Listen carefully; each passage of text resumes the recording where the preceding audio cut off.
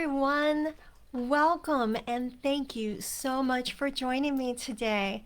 I'm really excited to share this gorgeous card with you, and it's all about gratitude. Since November is the National Gratitude Month, I thought it would be great to grab a stamp set that talks about gratitude and have some fun showing you a masking technique to create a beautifully blended background. All right, my name is Julia. I'm with Julia Sue Stamping. This is Milo. He's hanging out with me. Want to say hi to people? You say hello. He's like, no, I'm going to be shy, but I will show you my tail. All right. Anyway, my name is Julia. I am with Julia Sue Stamping. I am a Stampin' Up! Demonstrator. I live in Northeast Ohio, so everything I am using is Stampin' Up! If you don't already have a demonstrator and you would like to use me, I would really appreciate your support of my small business. All the details, including my website, blog posts related to this card I'm going to share with you, is all listed down below in the description. So please be sure you check it out. And all the supplies and measurements are listed on the blog. I hope I see you there. Be sure you let me know if you have any questions or comments. I take those things seriously. I like to answer you, and I answer pretty quickly. So let me know if you have any questions, and let's get together and do some creating. Let's get started. Okay. The things that I'm using today are basic white cardstock. I've got a thick cardstock for the base. Thick basic white, some old olive, a little bit of Highland heather, and that's it as far as the colors are concerned. Using the Layers of Beauty stamp set because it's got this awesome grateful for you and you make my heart smile sentiment. I love those sentiments, and they're perfect for November's gratitude month. I also have some very large post-it notes that I'm going to use. That's for my masking. You can use Stampin' Up's masking papers as well as you want. I have these handy, and so I thought I would just grab them out. And then grid paper. Grid paper is so important for this technique that we're going to do. So I got some out. I usually use only half a sheet of grid paper at a time. You can also use a glass mat if you want, and those work really well. However, the glass mat with the lights I have really has a lot of glare, so I tend to not use my glass mat when I'm doing a video. First, we're going to start with the card base, and like I said before, it's a thick basic white cardstock. I've already scored it, and now I'm folding it in half. This is going to give our card a really sturdy foundation. Now it's ready to go. The next thing I have is a layer of old olive cardstock. I'm going to add this one to the front, and I like to use a tape runner. Maybe you're someone who enjoys using liquid glue better, and that's fine. You would use whatever one you like the best. So I'm going to go ahead and lay that down on the top of the card, and I also have a piece of the old olive that's going to go inside. This is a little bit of a smaller piece than the other one. And as a matter of fact, some of you may be wondering about all the measurements that I'm using and the supplies for creating this card. Don't you worry, because I've got you covered. You head right over to my blog and you'll find all the details, including step-by-step instructions, a full list of supplies, and even tips for getting that perfect blend with your inks that we're going to use. All right, the next thing I'm going to do is put a little piece of basic white on top of that old olive inside so that there's lots of room for writing to the recipient. It just fits right in there perfectly, and it's matted very nicely. Now I'm going to set that aside for a few moments while I get the art piece together. This is for the front of the card, and that's where we're going to be using the masking paper. So what I'm going to do, because I'm not skilled at math, math is like my worst thing ever. It's like when I have to do math, it's like, oh gosh, no, really, I have to do math, please. All right, so I'm going to use the grid paper and I'm putting it where it has the 1 inch here and the 1 inch here. You may not be able to see it, but there's a 1 inch and a 1 inch. So I'm going to put an inch border around here. I'm going to try to line it up on the grid paper. And when I put the Post-it note down, the great thing is the Post-it note is going to help hold it steady right where I want it to be. I'm putting it down on the 2 inch mark here on the grid paper. There. Now I've already hidden it, so I just have 1 inch, and I'm tearing my Post-it note so I can see the side here as well. I'm going to grab another Post-it note, and I'm going to do the same thing on the top.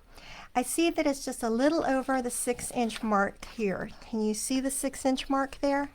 It's just a little bit over that, and I want to have it be an inch at the top again. So I'm going to go just a little over the 5 inch here and lay the paper down. Now it's nice and secure and it's not going to go anywhere, and I'm using my blending brushes. I'm going to rip that off so I can see my marks on the side here as well. And now I'm going to go for an inch on the inside here. So I want to also see over here. All right. And you can lift this up and put it back down. It's not a problem. What I'm going to do here is I'm going to see where it is. And it is just in front of the 5 inch mark. So I want to put it just in front of the 4 inch mark right here.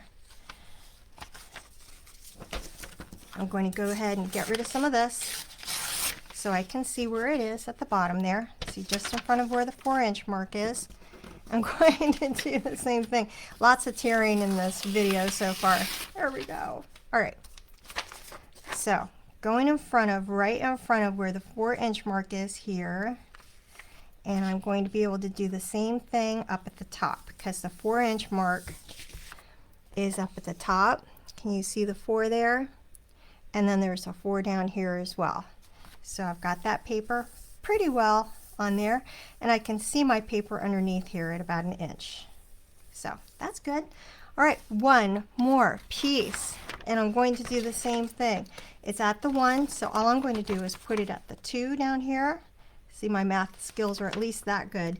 And the 6 right here. There, and get it. This is actually the toughest part of this whole card, is the masking, but now I think it's done. I think it's actually a little bit, I should have put it in front of the 4, not behind the 4. So we're gonna change that again. Okay, yes. And it looks like such a tiny spot to mask, doesn't it? Just a little tiny spot, but that's okay. This is what we're gonna use.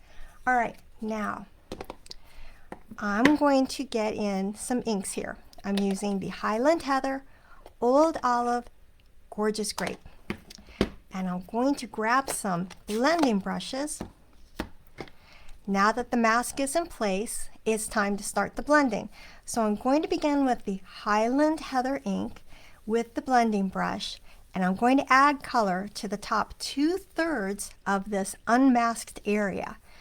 I'm using a gentle circular motion, and I'm going to build up the color gradually.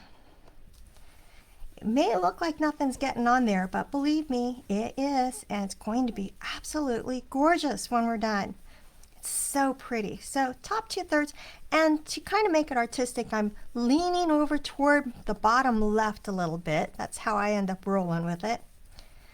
There we go. Nice.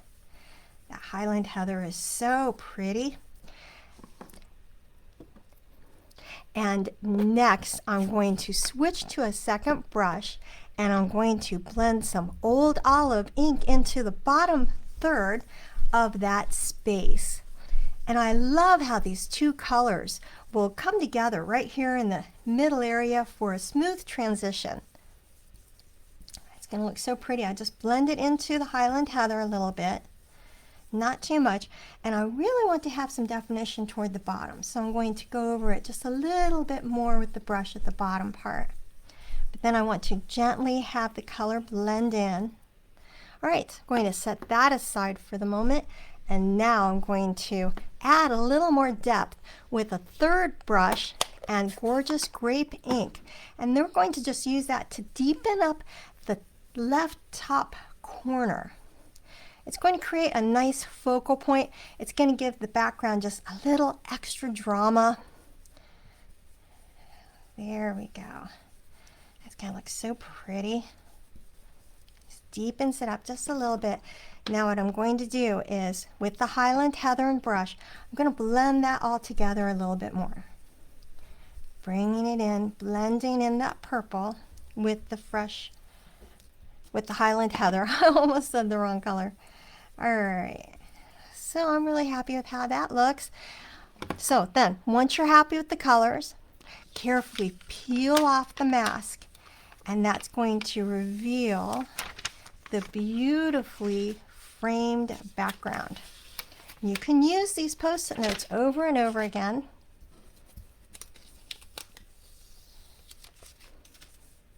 And one more. Oh my goodness, isn't that pretty? Oh my gosh, I just love how that ends up looking. All right, that is just so satisfying. So now it's time to stamp. I've got the Layers of Beauty stamp all ready to go with the Memento black ink. I'm going to position the stamp right over the blended area, and I'm going to press down firmly to get a crisp image. Laying it down and putting it right over there and down.